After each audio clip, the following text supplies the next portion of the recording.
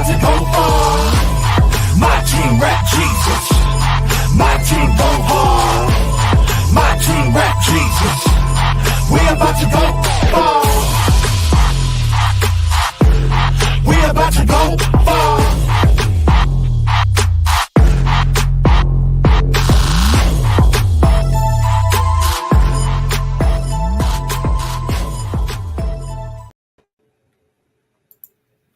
Hey everyone, thanks for tuning in to another episode of Fervently Creations. This is where we do marketplace ministry, where I believe that it is a safe place for your faith in what it is you're doing for his business to actually coexist. This is where we bring on people that are not only in the pulpits, but people that are actually taking the gospel, taking it outside, people that are exercising the Great Commission through whether it's books, through whether it is a business that they have or a venture that they have, whatever it is that they're doing. And so I love bringing on people just to kind of see exactly what they're doing. Listen, everyone is not called to the pulpit. Some of us have been called to the marketplace arena. Some of us have been called in the area of family, business. You got some people have been called in the area of politics, right? And so here I just love talking to people, just kind of see, hey, what area of influence, what spirit influence did God give you? And how are you using it to glorify his name? How are you using it to actually show the love of God? How are you using it to reach others, teach others, mentor others, raise others up, and actually do it? Listen, it's so many arenas, like especially like in the schools, where we need people that are saying, you know what, I'm called to the education system. I'm called to go in and mentor the youth. I'm called to go in and train them. And the way that he does it is through my teaching. I'm able to be in the classrooms with them. I'm able to teach them and show them love. I'm able to do whatever. I know some arenas or whatever is some restrictions on what you can say and what you cannot say. However, it is still a way to express love. It's still a way to express God. It's still a way to actually do the work of God sometime. And you don't even have to mention it. Listen, the book of Esther, it never mentions the name of God, but it still made it into the 66 books, right? So that is how I just love talking to people and just trying to see, hey, what are you doing? Because some of us are called to, like I say, aisle 13 in Walmart, right? That's your pulpit for today.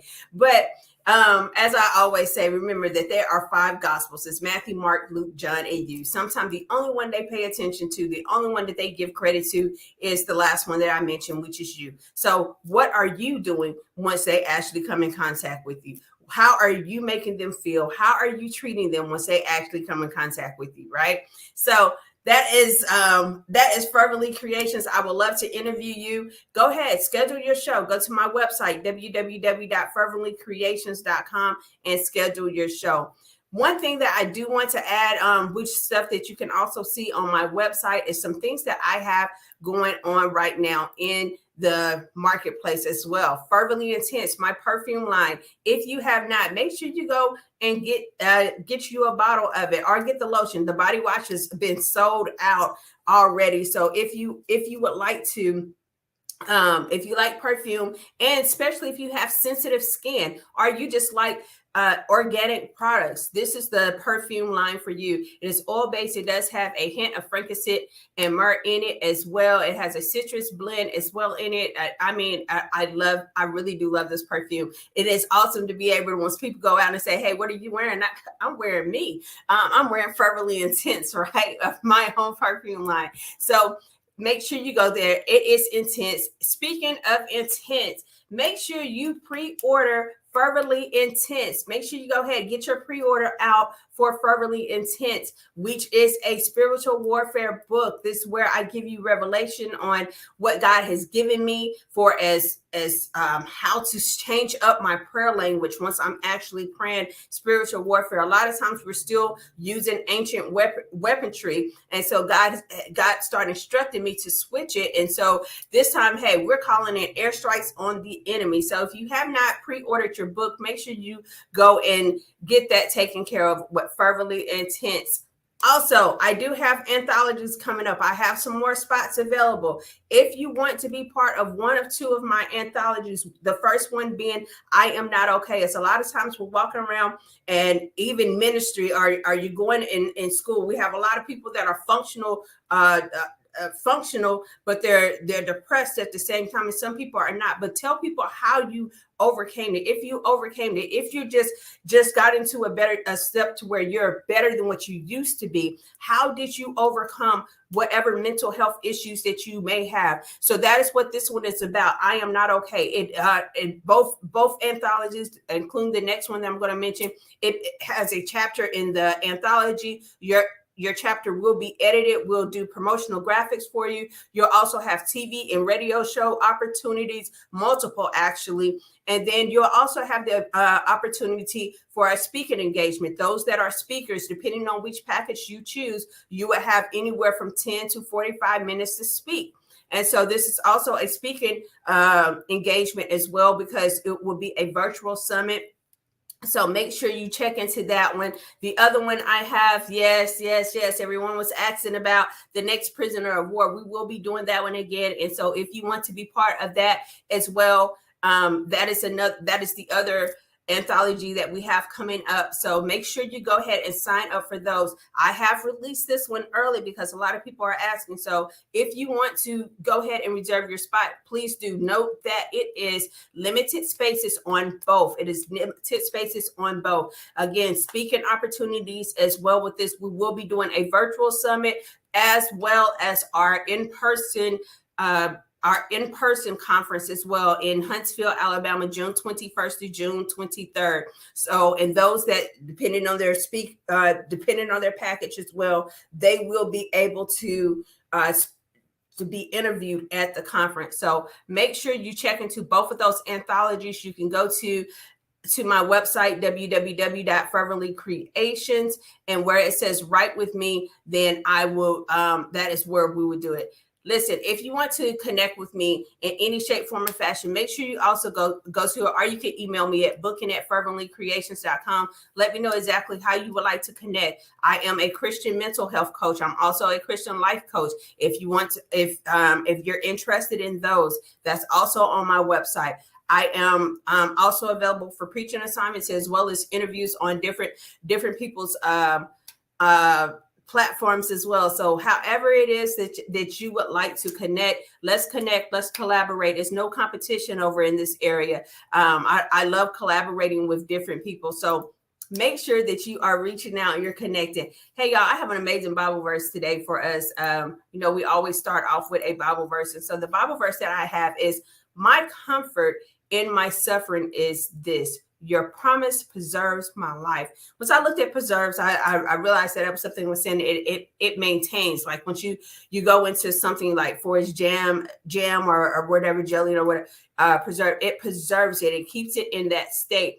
Sometimes a lot of us are going through things that it may be financial issues. It just may be trauma. It may be whatever it is that is going on, whatever your suffering is. And please don't diminish yours just because somebody else looks like someone else. I was talking to my cousin, and our houses are different in square footage. And so, she was talking about her utility bill.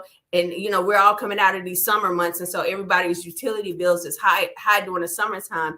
But I was like, yeah, mine is this. And she was like, oh, whoa, wait a minute. Hey, your stress is your stress. Like, it does not diminish the fact that, hey, your utility bill is high. So in that, and my comfort in it was just like, you know what? Hey, I know financially we got this. We're gonna get through this. Like, I promise. So what has God promised you? Let me go back to it. What has God promised you? And sometimes we have to go back and focus on the promise, not the pain, not the suffering, not the issue. Once you start focusing on the problem, once you start focusing on the issue, once you start focusing on the trauma, once you start focusing on the negative words or the negativity, whatever part of it, once you begin to start focusing on it, that stuff will begin to actually hold you in. That's one reason why I love doing the mindset, the prisoner were in the mind. That is my baby. Why? Because a lot of people are allowing certain things that they have continued to focus on. They continue to focus on what somebody said. They continue to focus on what somebody did. They continue to focus on a mistake that they made, and then it becomes a war zone in their mind. And now they have become a prisoner of war within their own mind because of their thoughts. It changed your thoughts. Start thinking on, okay, God said this, that I know if God said it, that it's going to happen. And the only thing I have to do is continue to stay strong, continue to focus on his promises. Let his promises preserve your life. Let his promises be what motivates you. Let his promises be what encourage you to continue to keep going on, to keep going forward. But if you start listening today, and once you start listening to them, and once you start paying attention to what everyone else is doing, you will get off track. Focus on the promise of God. Some of you have gotten prophecies that you have forgotten about. Go back and start saying, you know what? This right here is what was prophesied over me. I know that it's going to happen. I don't see it right now. I don't see how I'm going to get there, but I'm continue to focus on what the prophecy said, because the prophecy is nothing but a direct message to you from God. So I'm going to continue to focus on what God has said about my life. God said that I will be a wife. God says that I will be a mom. So why am I going to continue to focus on the reports of the doctor once the doctor is saying that I'm unbearing, once that I cannot bear a child, that I cannot birth a child? Once not only have I been told that I was going to birth something, and birth something in the spiritual realm and the natural realm. Not only have I been told that, but I've seen it happen in the past. I know that it is witnesses that have said that they said that I could not birth anything, that they said that I couldn't carry anything, that they said I can't carry full term, that I would have complications in pregnancy. Though I've seen it, I'm going to stay on the focus and the promise of God that says that I will be a mother. I'm going to stay and focus on the thing that says that I'm going to be a wife. I keep meeting joker after joker after joker, or whatever, but I'm going to focus on the promises of God that says that I am a wife, that I will be married one day. And so once you begin to shift your focus, then things will begin to line up. But once you continue to stay in the negative, for one, it takes that time down a little bit slower. And make it seem like you're constantly going through, there's constantly pain, that you will never get there because you're so focused on the negative. I want to encourage everyone that's listening today, make sure that you are focusing on the promises of God, which will preserve your life. Make sure you focus on that. So with that, I'm going to bring up my guest today, and I would just want to hear what she has to say about this verse. Psalms 119:50, which says, my comfort and my suffering is this: your promises preserves my life. What do you have to say? Hi, good morning. Good morning. So I would say my mindset, running a business by myself, was challenging. I had challenged myself to negative thinking, oh, I can't do it. I was scaring my own self. And then I took a leap of faith and I believed in God and what he said, that he would bring the clients in. I just have to do my part and go after my dreams. If that's what I want, then I'm going to go after that. But sometimes you have to change your mindset. Your mindset will trigger you, will have you thinking, that you can't do something, or you're afraid to do something, or you're afraid to move on, or in a relationship and everything that you do. But you have to start changing your mindset. I think your mindset, once you change your mindset, then everything else will come into place. And that's good. Mindset is very, very important. I know it's some things in the church that are starting to become hot topics, and mindset is one of them, along with mental health. And so the mindset is important because some people can't even receive the promises of God. They can't even receive the good words or the positive or the prophecies. They can't receive the deliverance or whatever because of their mindset. And so until their mindset changes, until their mindset shifts, everything else stays the same. So you have to begin to shift your mindset. You have to begin to move and say, you know what, hold on, something got to give. So enough is enough. I have to shift my mindset to say, you know what, I can do this. I can continue this business. Though it's hard, though it may seem like a struggle, but I can do it. It's not going to be easy for everyone. No. Too much is given, much is required. It's requiring a lot of me right now. It's requiring a lot of time. But I will focus on the promises of God. I understand that faith without works is Dead. and so therefore I have to continue to do the work and continue to increase my faith at the same time, because as I continue to do the work, as I stay steadfast in my faith, now I'm going to see the promise that he has promised me for my business. I'm going to see the promise that he had for me for my books. I'm going to see the promise that he had for me for my vision. I'm going to see exactly what thus says the Lord for my life. If I continue to focus and focus on his promises and preserve my life. Yes. Wow.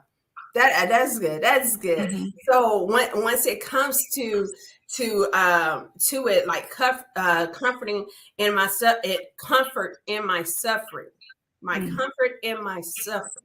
What is a way that just like, you know what, this is how I comfort myself during suffering? I fast.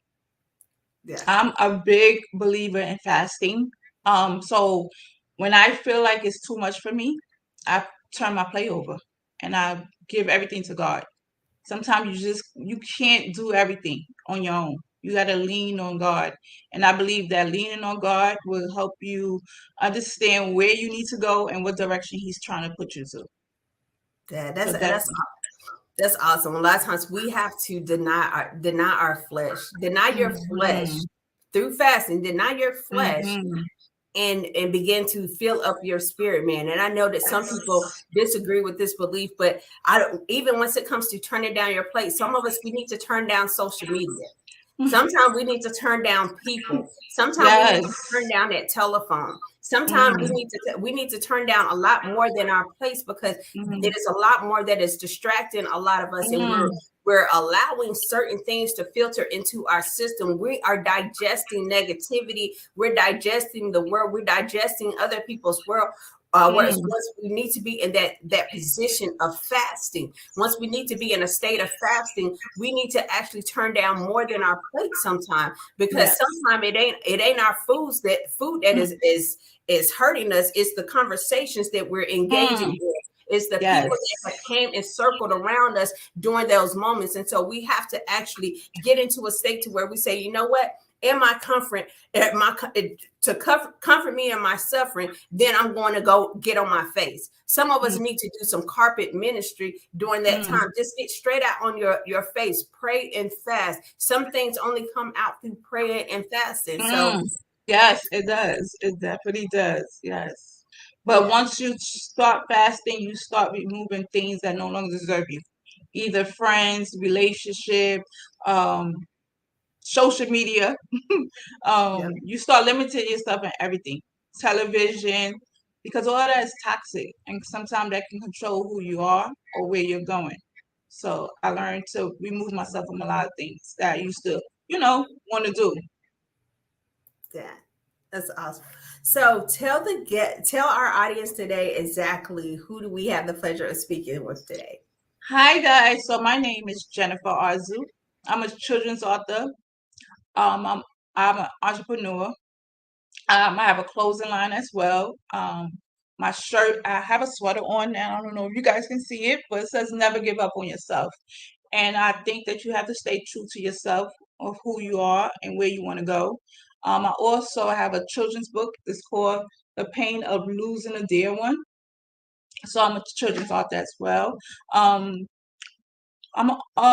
I also have my degrees in the back, as you can see. I have a master's in criminal justice, and I also I have a woman empowerment dinner that's coming out December 2nd.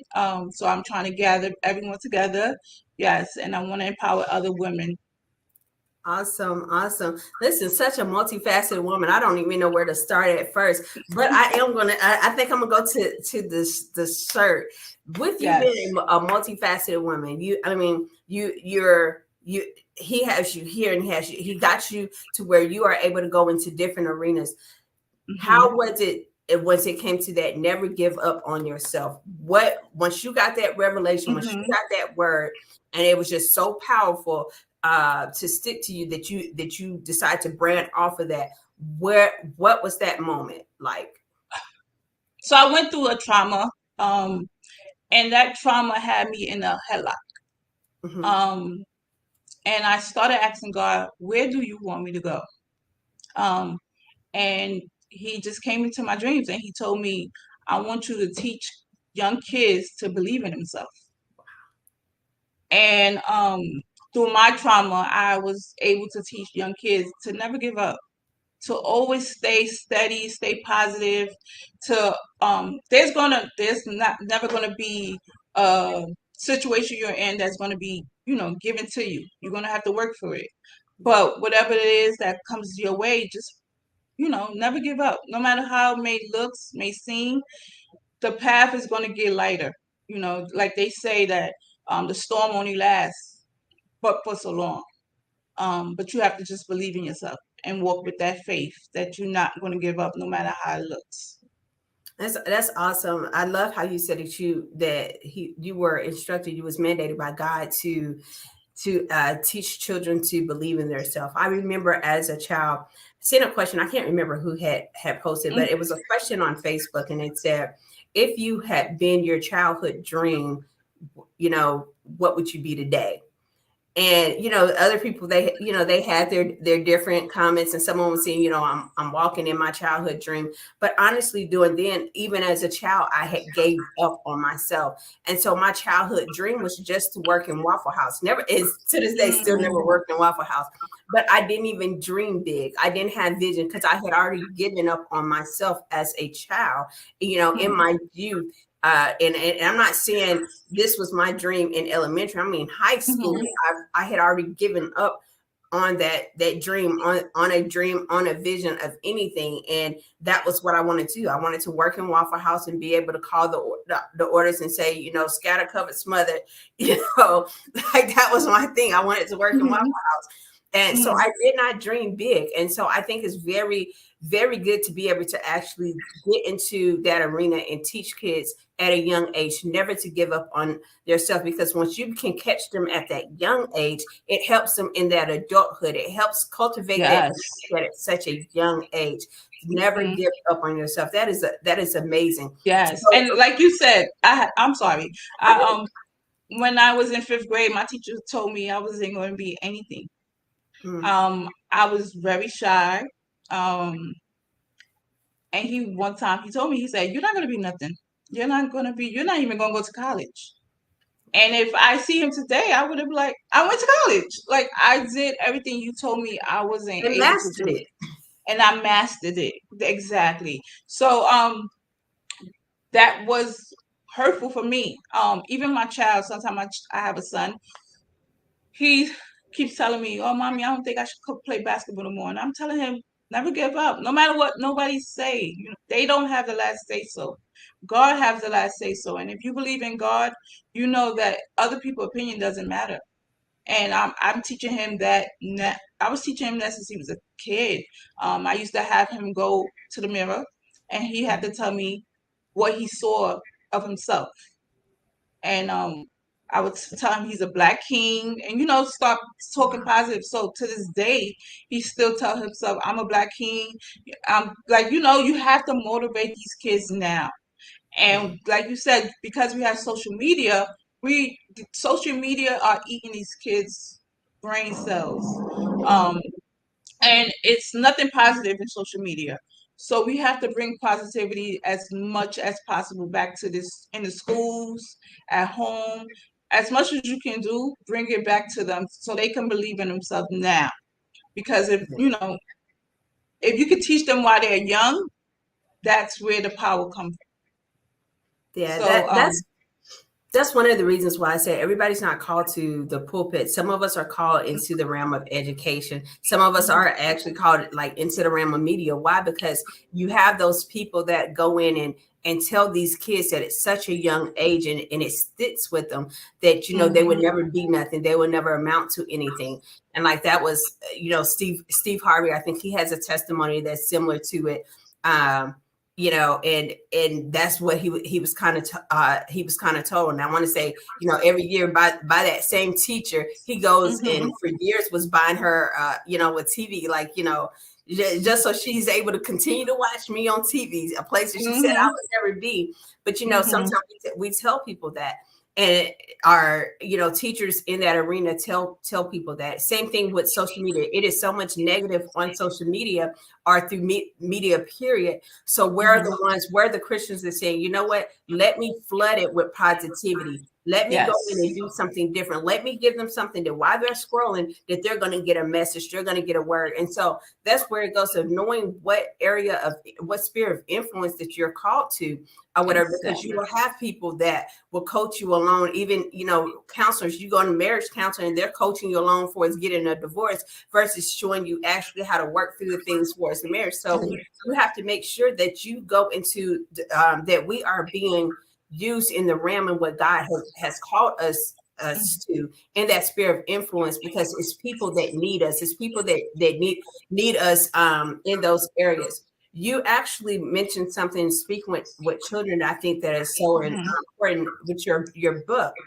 And it's a children's book. A lot of times we hear adults talking about how to overcome a loss of a loved one.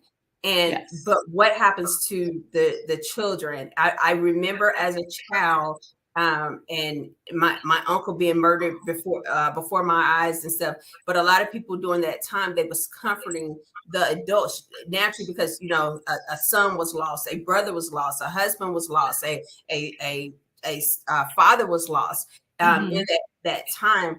But it was also tragic for me, traumatizing for me as a child. I had also lost a uncle. I had actually witnessed the murder as well. So once it comes to showing people, like, are teaching the youth and how to handle a loss of a loved one, how do you move in that arena? How do you help in that? So, as a child, I was never taught about death. My mother never talked about death. She never, or my father, they never told us about what to do when someone's passed away. So I didn't go through death until I was, I didn't have someone pass away until I was 32. That was closer to me. So I lost my brother, and then I lost my father 10 days apart. So losing them, I didn't know how to grieve myself. So when my son was asking questions, and he was like 5 years old, 6 years old, I couldn't answer him. He wanted to know why them, why grandpa, why uncle, and I had no answer to it. Um, but then I didn't take his feelings into consideration either, because yes, it affected me, but I know it also affected my son. Um, and as he got older, he asked me like, "Mommy, I have questions," and I was like, "Okay, what's your questions?" And I had to learn to take his grieving into um in consideration, because I wasn't. I was just thinking about me, how I'm gonna get through it. So I know there's kids like my son all over that has questions that don't know how to answer it, and parents who don't know how to tell their kid about death. So this is why the book, The Pain of Losing a Dear One, was close to me, because I didn't know how to go through it as a child. So when it came to me teaching my son, I couldn't teach my son because I was never taught as a child myself. Grievance comes in all different forms. My son, he started acting up in school, and I didn't know why he was acting up in school, but I also wasn't hearing him as well. Um, I took him to therapy, and that's where I found out that he was sad that his grandpa died and his uncle died. And that's how. So therapy is one thing that I think I suggest kids should go to if you can explain to your child why someone passed away. But do not brush your child off, because there's going to be questions that he or she wants to know. And if you can't answer the questions, then this book will help you learn how to answer questions about grieving and about taking your kids' questions into consideration. Yeah, and that's real good because that is kind of hard to explain, especially once you're in the process of grieving yourself. Yes. You know, we can be in the process of grieving ourselves, and that was the situation with my family during that time. They was in a process of grieving themselves, so they didn't know how uh, to help me in my grief or in my trauma at the same time because they were still getting over like a traumatic death or an unexpected death of a loved one as well.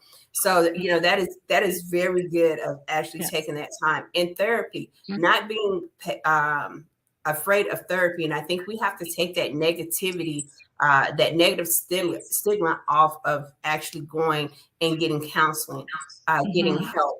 I believe counseling is very good for people. But one of the things that you also mentioned is that paying attention to the signs in the child and the difference and stuff, because sometimes their grief does not look like our grief, and so and a lot of kids are getting mistaken as being resilient, being able to bounce back from something, and it's not that they're bouncing back or able to bounce back. It's just that their grief is showing a little bit different. They're forced, especially in elementary, they're forced to continue to get up and kind of go play. It's playtime, it's recess time. This is time we go outside and play. This is once we're going, and so they're masking it in that way. But so people thinking, oh no, he went to school, he was playing and everything's not realizing like, he's not okay. He's gonna, or he or she's gonna act up in a different way. You understand? It's gonna come out. I didn't know. I didn't put his feelings into consideration, like I said earlier. So he was definitely acting out, and I was like, okay, I took this toy away. That didn't work. All right, now I'm putting him to bed early because no playtime. That didn't work. So I was like, because therapy wasn't, also in my generation, we didn't have therapy was like a crime to go to. It's not like a crime, but no one really went. It was a stigma. My parents didn't take us to therapy, or when someone passed away, they would just say, oh, they in heaven. But I'm like, okay, what does that mean? As I got older, I still didn't know. Or they went away, or my mother would say they went away, and I'm like, okay, maybe they left, not knowing that they passed away. But she's tried to ignore the fact that they was passed, like to put us, I guess, into pressure or to be sad or whatever. But because you never taught me, I had to wait till I was 32 to know the feeling of loss. And I don't want my child to go through what I went through at 32. So yes, he's going to grieve, but at least I can coach him on how to grieve, because I had to go myself to therapy to understand what death is like, and how I'm supposed to, move past that. Yeah, that's awesome. What is your passion? You said this was your fourth children's book, correct? This is my third children's book. Third. Okay. My next book, I want to do it's called Daily Affirmation for a Queen, and a Daily Affirmation for a King. So that way they can wake up and be motivated. Awesome.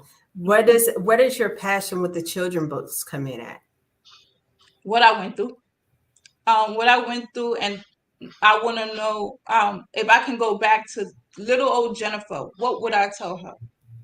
That's what my passion comes from. If I can go back to that little girl, what would I tell that little girl, and how would I come through and feel better about myself, or solve the problem, or the little old girl that wasn't taught so much about grieving, about never giving up. Those are the things that my parents never taught me, but I can teach the kids that's coming up now, the new generation. That's good. I don't think a lot of people understand the importance of going back and healing that little boy or healing that little girl in us, and how that unhealed child in us is affecting our days in our adulthood, like and because of that trauma from our childhood or or whatever it is, or just the mindset, how we perceive the world in our childhood, it is affecting how we communicate, how we engage with other people in life. And so until you actually go back and heal that little girl or heal that little boy, then it's going to be issues that's going to continue to arise, especially once it comes into relationships and marriages. Mhm. You know, you both cross a threshold, but you're crossing it with baggage from the little boy and the little girl in you. And those two kids, Yes. when they get together, is different, because some of our mindsets, we have not put away the childish ways. We have not put away our childish thinking, our childish mindset. They have just continued to move on with us from birthday to birthday to birthday to birthday. And so it's still that little boy and that little girl that needs to get healed. So I think a lot of marriages, but a lot of, not just marriages, but a lot of stuff, people will go further if they take the time to say, let me go back and address this little girl. Let me go back and get this little girl from crouching down in a corner, asking to be saved, asking to be protected, asking to be heard. If I go back and listen to that little girl in me that had that felt like she had no voice, or felt that no one felt unseen, if I go back and let that little girl know, hey, I see you, I hear you, I believe in you, I have faith in you, and empower them. So Exactly. And that's what I wanted to do. I wanted to heal the little old Jennifer. Uh, um, some people don't understand, but you go through traumas and you try to ignore it. Um, but it affects your daily life as you get older. So the older I got, the more I'm still bringing that trauma with me. In yeah, relationship or friendship, the trust issues. You don't know where it comes from, but it comes from that little old place that you never solved. yeah. Yeah, that's awesome. So let's talk about you have a women's empowerment thing. So you're Yes. you're shifting a little bit. Not, Mm-hmm. I'm not saying that you're coming off of but you're shifting a little bit and going into a different field this time. And so now, got the devotionals coming up for the men and women to empower them. But you mentioned earlier too that you have an empowerment um, coming up for women. Let's talk. Yes, I have a empowerment dinner. This is going to be my second year, um, because we go daily. Every woman, we go with our traumas, and we don't get to solve them. So we bring them with us every year, and we wonder why we're still heavy from the shoulders. With the reason why we are heavy is because we are not letting go the past. And in order to go to the 2024, you have to let go of the past to become a better person, a better woman, a better mother, a better daughter, a better friend. So I have dinners, a little small set of dinner with a couple of people, and we just talk about what's holding us back. It could be fear of moving on. It could be being a mother, a single mother. Sometimes that could be a lot on a woman, and we just take it on. We just brush it off, but inside we are hurting. So I try to, break down the trauma and see how they can move on next year.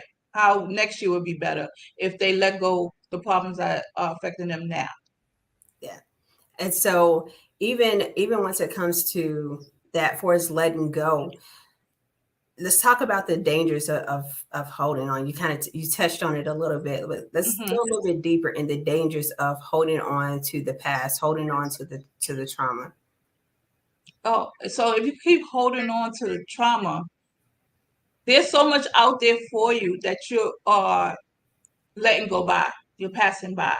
Um, but I think if you continue if you don't get healed, if you don't get saved, if you don't let it go, you have to learn to let it go. Um, like I said, pain are temporary, and if you keep holding it, you're just going to be stuck. And a lot of us are stuck either on fear, on not healing, on blaming others. But if you look deep down inside, you can remove all of that if you let it go. If you let go and start healing. Those are, if you let go of the trauma and start healing on yourself, everything will be, you will see the blossom that God has on you, the purpose that God has for you, if you start letting go. I love that you keep using the term letting go, because I'm currently actually in a, or just finished up with doing a research study on healing adverse childhood experiences through biblical forgiveness. Biblical forgiveness requires us to let go. It requires us to yield it up, to release it completely, release the person from the offense. And so once it comes to letting go, one of the parts of healing from our childhood, healing from our trauma, healing from the bad relationship, healing from whatever misuse or whatever it is, and even ourselves, we actually have to practice biblical forgiveness of letting go. How do you implement, or how do you feel on forgiveness in as it relates to letting go and healing from trauma? So if you forgive the person, even if it's something that they did traumatic to you, that hurt you, or you would give yourself enough grace, enough to move on with your life. It's not easy said than done, and I know that. For instance, I'm gonna take my trauma. So I think I told you last episode I was harassed, and I was holding on to being the victim for so long. Yes, I am the victim, but I have to forgive them so I can move on. I think the only reason why my business is up because I moved on. I have to break through. I have to forgive them, even if they hurted me, and which they definitely did. But I have to forgive them because that's what God wanted me to do. He wanted me to forgive them because He has so much in store for me that if I keep holding on to what hurt me, I'm not looking in. I'm not looking in front of me of the blessings that He has coming my way. So it will block me from moving on. It will block me from my business. It will block me from my friendship. It will block me from my relationship. And I'm at that point where I want to move on.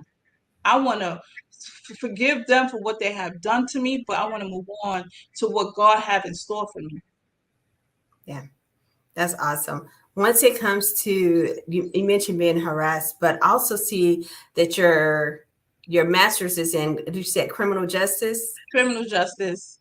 So what was your passion behind criminal justice? I wanted to be a lawyer. I wanted to get back at those people that did hurt me because I didn't know the rules of harassment. Um, I think I knew I was being harassed at work, but I didn't know if I had a case or if my case was sustained. Um, I wanted to learn on my own what exactly is acceptable at work and what is not workplace environment. And I didn't know that. Um, but I also knew that they was harassing me. I knew what they was doing, but I couldn't put my finger to it because I didn't know it. For myself.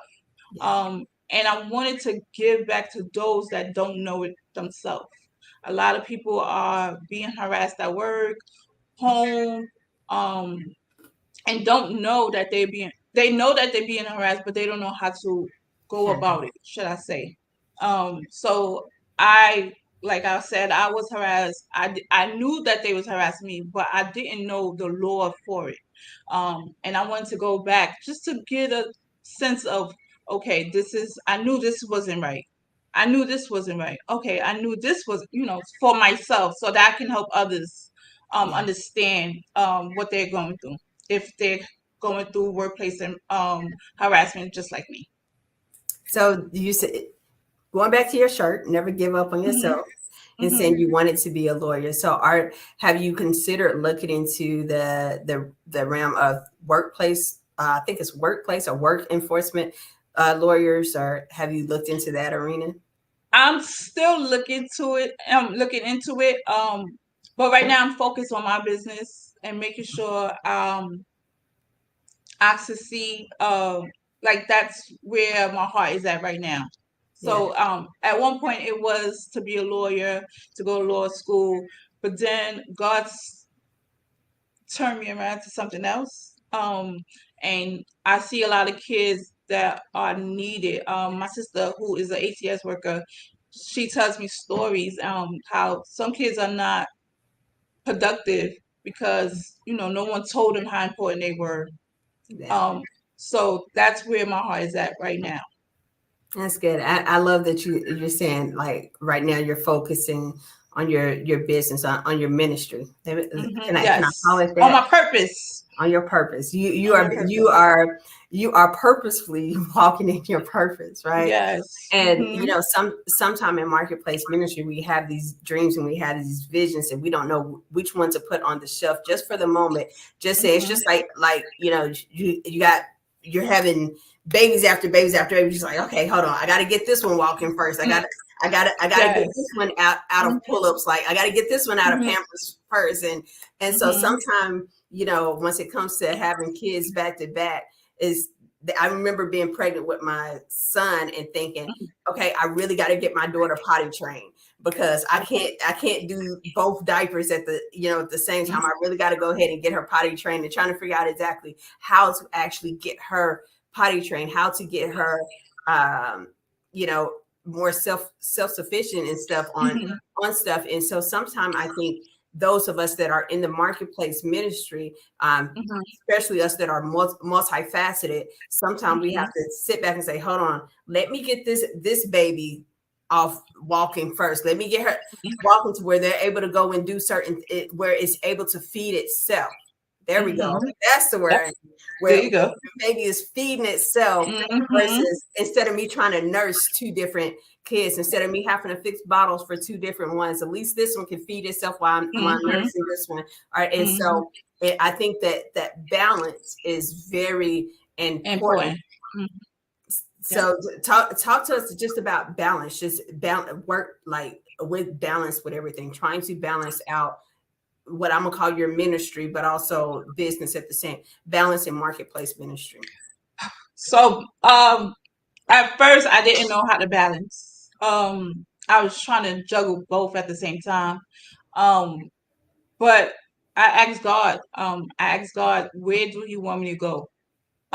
This morning, he also told me, he said, Jennifer, um, because I couldn't sleep. So I'm like, why I can't sleep? But he said, Jennifer, your heart is also at St. Jude's Children's Hospital, where he kept telling me like this. That's where your heart's at. That's where you put money at.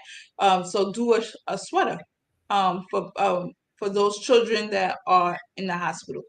Um, so I'm like, but God, I have this in my hand. Like, so where you want me to go? Like, and he said, I got you. And when he told me he got me, sometimes you have to go to the Lord and just ask him, where do you want me to go? I'm blessed that you're giving me all these ideas, but where do you want me to go first? Because sometimes you ask yourself, you want to do everything, but sometimes you just gotta to really tell yourself how you're going to balance everything, how you're going to be a mother, how you're going to work, and how you're going to work on your own business. It seems easy, but it's not. It's a lot of effort and time that you're consuming that you have to put into your business. Especially if you by yourself and you're a single person running your own business. Yeah. So balancing is a lot. But if you're passionate about what you have in front of you, then just work on that at this moment. Work on whatever you're passionate about. So I'm passionate about the children. So that's where my effort is at, instead of going to law school. I love it. I love it.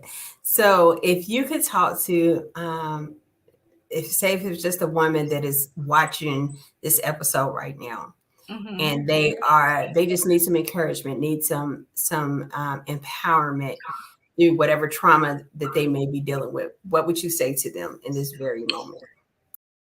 Um, that everything is temporary. You're going to get through it.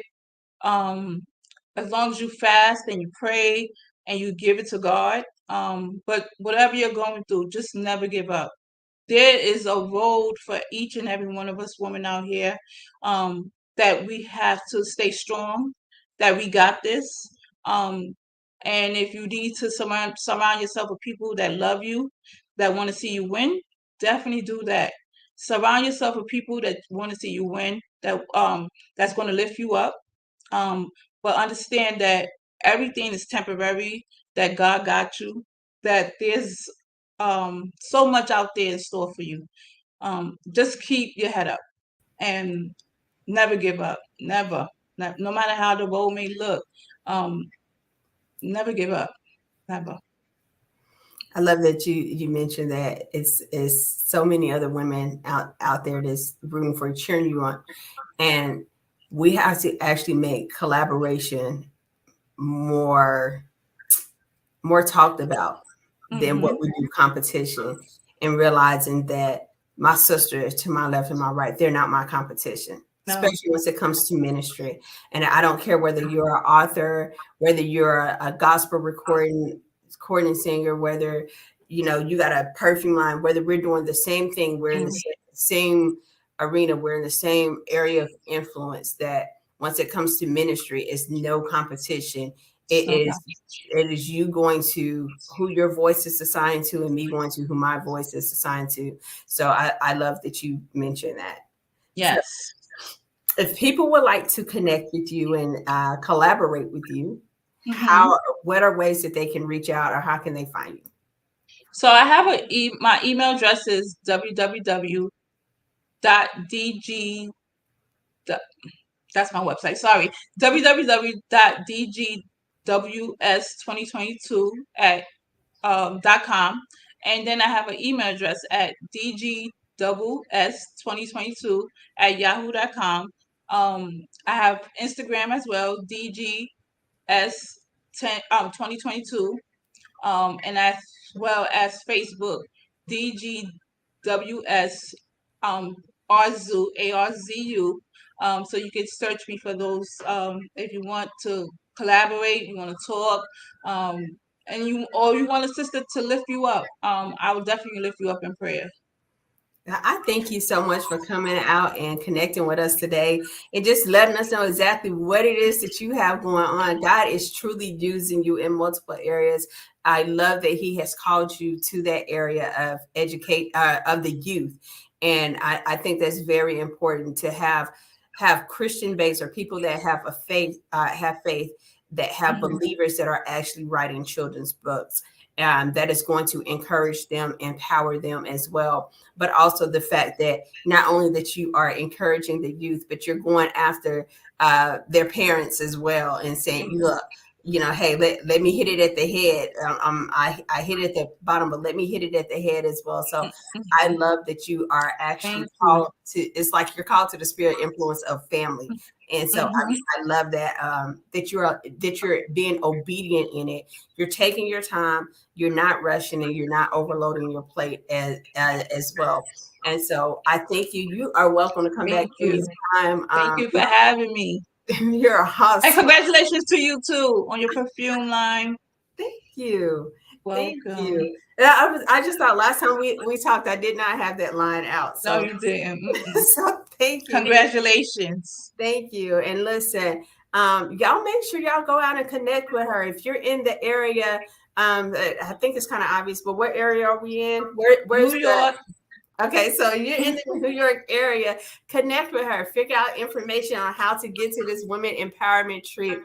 I think it's going to be amazing. And it's a lot of people that are having unhealed trauma, or don't even know where to start on how to get healed in their trauma. So if you have had trauma, whether it's adulthood or childhood, make sure you reach out. Even if you're not in the area and can fly out there, stay in contact with her, stay in communication with her, continue to follow her on social media platforms so you can get the information. And so if you're able to go out, that you are able to go out, support, but also get healed as well.